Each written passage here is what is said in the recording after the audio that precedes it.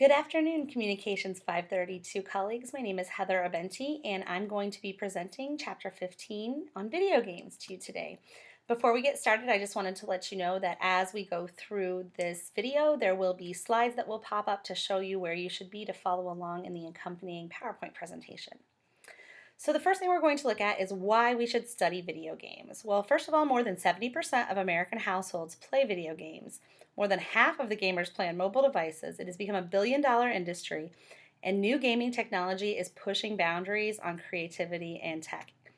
Additionally, Dugan in 2015 wrote that men and women are equally likely to play video games, so we can't say it's a male-dominated field. Video games and people's thoughts about those who play them have an impact on society on a greater scale, for example, violence or the treatment of women. And video games have become a platform to sell the general public on specific attitudes or behaviors. So, as we get into looking at video games, we need to define it. What is a video game? The text defines video games as games with a visual and usually audio stimulus played through a digitally mediated system. Some examples are software for computers, smartphone or mobile phones, tablets, standalone systems such as arcade games, or software for game-specific platforms such as the Xbox or the Wii. The components of a video game are the display, microprocessor, the software, and the input device. Some of the interesting things about video games is that they now are sharing media with other forms of communication devices. For example, characters, settings, worlds that you see in other media are now present in a video game. My kids adore Star Wars, and they can experience Star Wars in the various movies and cartoons and books and other media that Star Wars publishers and producers put out. And that includes playing video games in their favorite Star Wars worlds. They can go in and experience being on some of the planets or on some of the missions that they see in Star Wars. And video games have become a part often for the marketing campaigns for movies, again, with the Star Wars. Part of that is the video game is to market the movies and push other movie merchandise. But video gaming has actually become a standalone industry with its own culture, magazines, trade publications, websites, conventions, and devoted followers. So, video games can be organized in a variety of different ways. As an industry, we can look at hardware requirements, software advances, the diffusion among the population, or the economic power from the various games. But no matter what we do, we're looking at basically the seventh generation of home consoles and the fourth generation of handheld consoles. So we're going to take a look at the kind of chronology of video games. The textbook divided it up into several different categories, and we're just going to look at each one of those briefly here. So the first category is the early years of video game development. This is where we have hobby programs that are developed on mainframes, usually at universities or government facilities. The 1960s saw the Department of Defense start to develop game projects for their own training use and simulation use. And the 1970s saw the rise or the introduction of the gaming console. The Magnavox Odyssey debuted in 1972 using switches, and this is when we saw Atari debut the Pong game, which used microprocessors. The next phase of video gaming is the rise of the consoles. This begins in about the mid to late 70s, 1977, the second generation of video gaming. The introduction of consoles and home gaming and media license emerges. The late 70s to the early 80s, we see the rise of Atari, design studios that are now making games for other companies' consoles, and we see video games actually even becoming plots of movies. For example, the Tron movie, for those of you that are old enough to remember, they were inside a video game. And this is the beginning of video games that I remember. This is when I was a kid. We had an Atari. It was my first introduction into video gaming. We played Pong. I thought it was the best thing ever. My sister and I would play for hours at a time, just bouncing that silly little ball between two sticks. But we loved it, and it was our first foray into video gaming. Also, during the rise of the consoles, we see 1987 characters start to cross over between games. Mario and the whole Mario world started as a character of Donkey Kong video games. And then we also see crossovers between arcade games and home console games. As a kid of the 80s, I could play games like Pac-Man and that kind of thing at an arcade. I could also come home and play it on my Atari machine. And that was a really neat experience and a first time that we see those crossovers between the arcade and the home console. The next phase of video games is considered to be portable gaming, and this begins in the mid to late 1980s with the rise of computer platform games on home and school computers. Any child of the 80s remembers playing Oregon Trail at school. And we also see video games firmly established as a subculture of the American teen during this portable gaming phase in the late 80s. And this is when we see the rise of a portable gaming console. 1989 is when Game Boy was introduced by Nintendo, and this changed the face of gaming because you no longer had to be just at an arcade or in your home. I remember when we got our Game Boy when I was a kid, and it was our favorite thing for car trips. This is before we had people with DVD players and tablets and all this kind of stuff. And we would play that silly little Game Boy with the tiny screen for hours in the car as we drove cross country on vacation trips.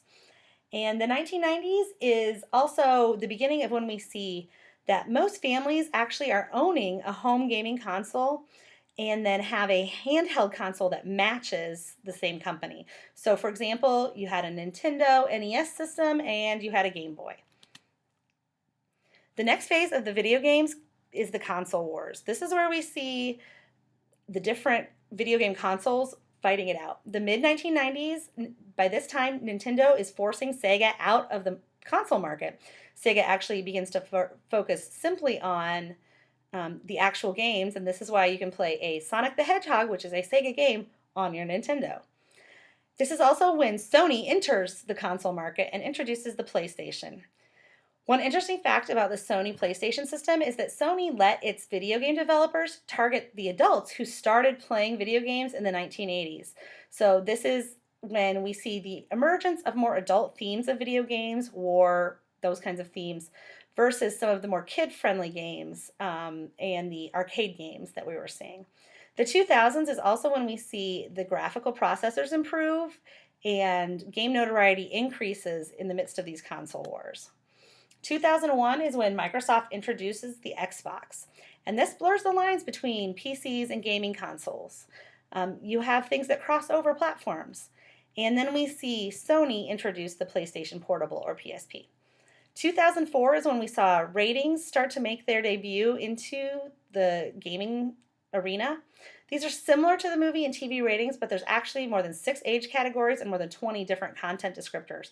So on one hand, they may be a little bit more specific, but on the other hand, they're not known to people, so not everybody understands what to do with those video game ratings. The next phase is considered the pervasive online gaming phase. This begins in the 2000s, and this is when online games really start to gain popularity because of the widespread availability of high-speed data networks. This allows the game economies to spill over into the real world. For example, people are selling things that they got in the World of Warcraft on eBay to make money. So we get a blurring of what's reality and what's game. Also in the 2000s, we see the introduction of direct downloading of games and content start to emerge as the primary form of delivery.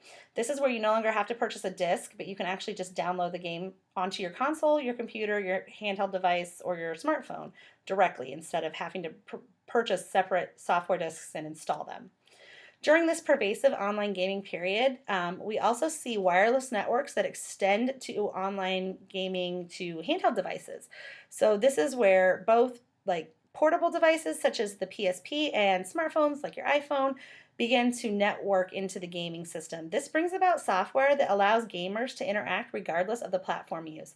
If I'm playing a game on my iPhone and it's an online multiplayer game and someone else has joined on PSP or someone else has joined on their computer, we can all interact in this online world together, even though we're not playing on the same gaming platform. 2006 saw the introduction of the Wii console by Nintendo, and this brings a whole new audience to gaming as it's targeted for the family to play together. This is the first gaming system that my husband and I bought for our children. We bought it before they were even old enough to understand what a video game system was. But we remembered all the fun we had as kids playing on those Atari and Nintendo video games, and we wanted to have that for our family. And to this day, my kids are 14, 12, and 8, and we still play games as a family. And yes, we still have the original Wii that we bought all those years ago. So some of the recent developments that go along with video games is that marketing, the gaming console has morphed into a more robust media that has more to do with streaming and downloads and not just game content. So for example, on that Wii that we have, we can stream Netflix, we can watch Amazon Prime, you can even do some shopping. Some gaming consoles have built-in DVD or Blu-ray playability, and you see games that are being specifically designed for these new consoles.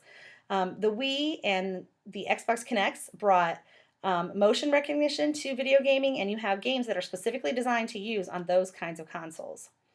The next phase of gaming that we're going to look at is social gaming. And this is where social interaction is not just encouraged in a game, but it's actually required. So we have games like Farmville and Candy Crush Saga and all those other games that somebody on Facebook keeps asking you to play.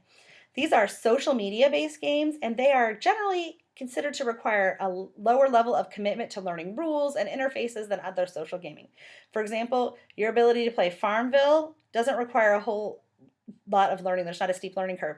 But to be successful in, for example, World of Warcraft, it's a much more complex game to learn and understand.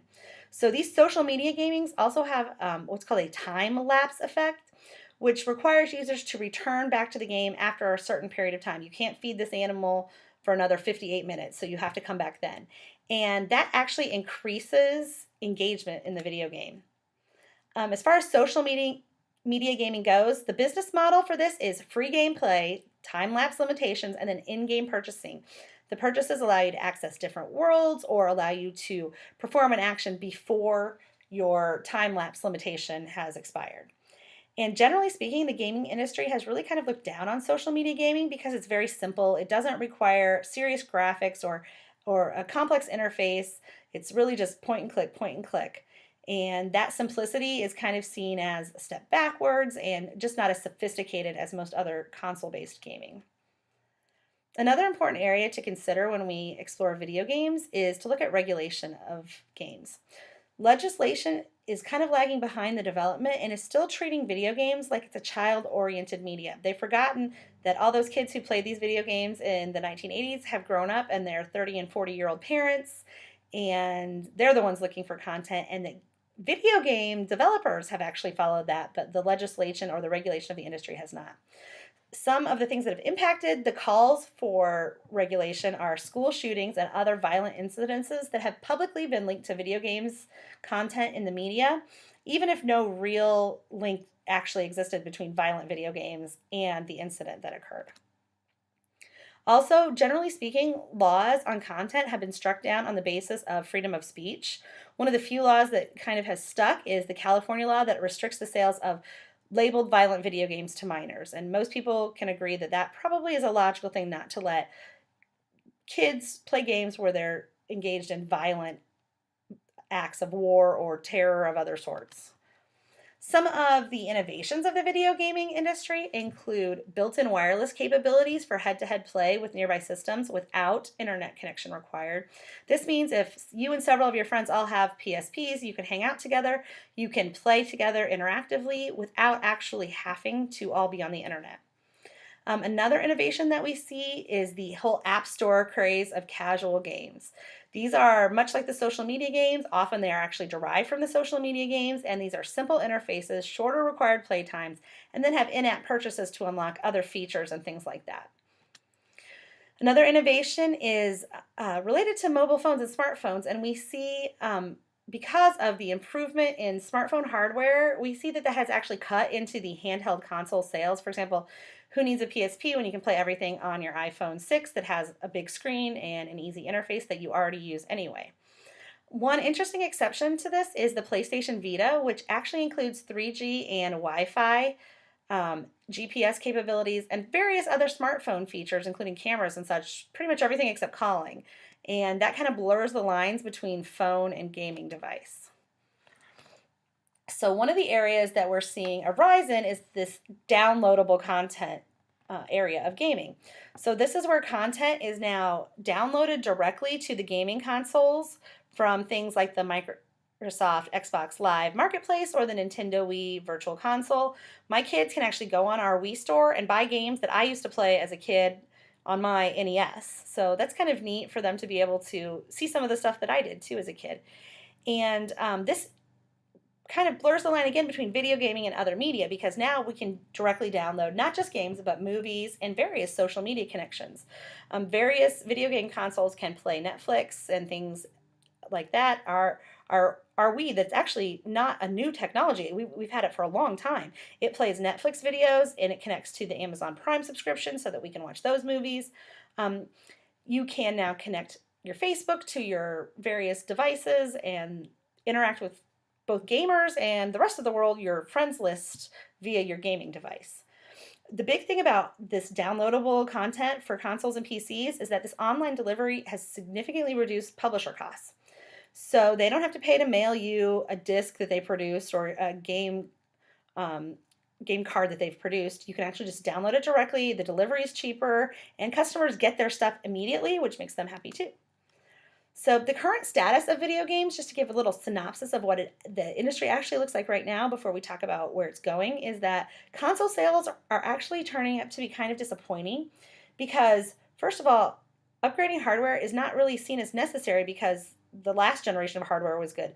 We have our original Wii that we purchased the year Wii came out, and we haven't updated. Our kids, who are teenagers now, aren't asking for upgrades to their video game console. They're perfectly content with the games that they can play there, and there's still new content, games coming available that they can play on it. There's no need to necessarily upgrade to a different console or a higher generation, for example, the Wii U, because we can do everything we want on our existing game console.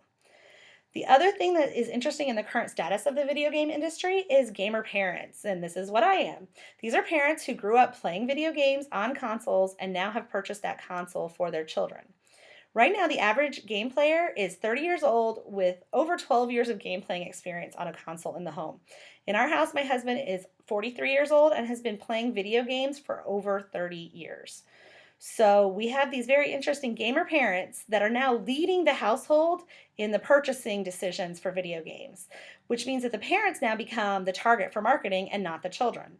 So, for example, when we purchased the Wii, it was my husband's idea. The kids didn't even know what it was. They were little enough that they had no idea what it was versus other video game systems or the computers. And so he really drove that purchase because he thought it was a neat technology, and he really had fun playing games as a kid. He wanted to share that with the kids, but he wanted it to be something that we could all use for an interactive family experience. So that changes how things are marketed. Some very interesting examples of the current state of gaming is the use of the smartphone features, such as camera and GPS now being integrated into the games. A more recent, even than the textbook example of this, is the Pokemon Go craze. Most of us have heard of it. We have people searching for Pokemon characters. I don't even know what they're called because we don't play it. Around town, we've heard of incidences of injury and accident. We happen to live at a Marine Corps base, and the commander of the base actually had to issue a reminder order to people that they need to not hunt for Pokemon in restricted areas. We actually had people, not just kids and teens, actual adults in the military who were climbing fences of restricted areas to try to catch a Pokemon. So that's a really interesting kind of current state and leads us kind of a little bit into some of the factors to watch for in gaming. So one of the things that's kind of being introduced or even maybe reintroduced into the concept of gaming is the virtual reality device. The first device was the Oculus Rift headset. This is the device that really lets you be immersed in your game world. Another factor to watch for is the crowdfunding of games and tech development.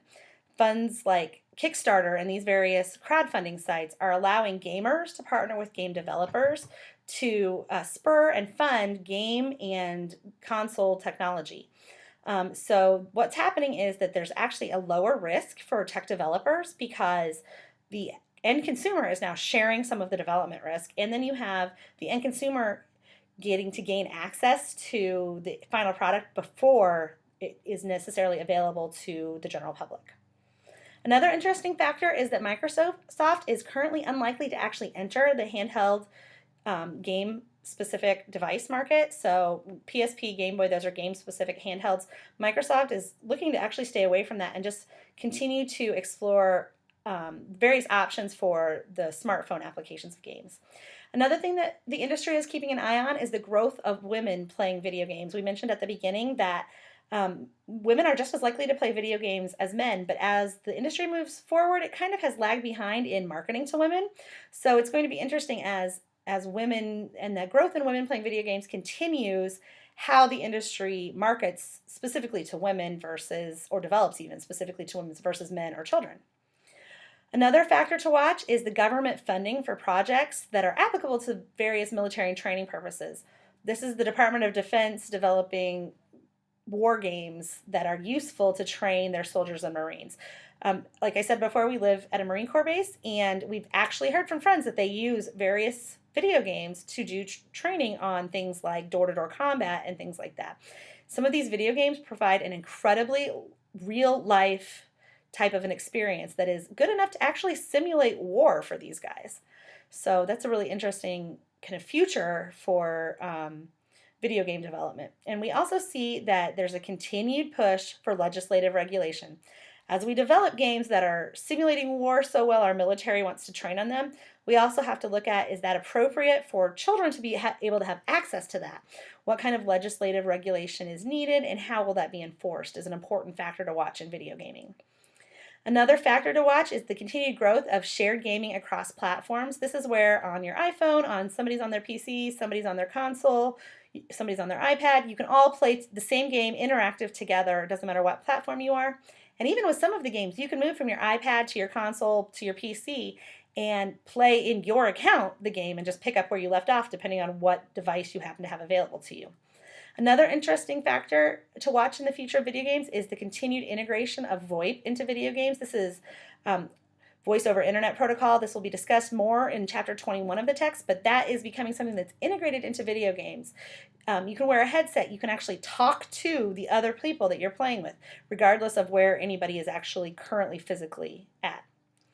So just a little biblical integration as we kind of wind down our discussion of video games. Something to think about when we get to the discussion question is looking at Psalm 11:5 in the ESV that says, "The Lord tests the righteous, but his soul hates the wicked and the one who loves violence."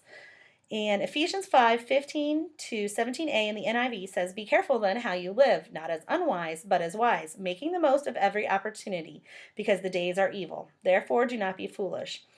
Another translation of that verse says, "Make the most of your time." So along those lines, for discussion, I present to you a question. Is it okay for Christians to play video games? If so, should they play games, any game, or should there be games or genres of games that Christians need to avoid because of the content? Or if it's never okay to play video games, why not? I look forward to seeing your discussions on the discussion board this week. Thank you.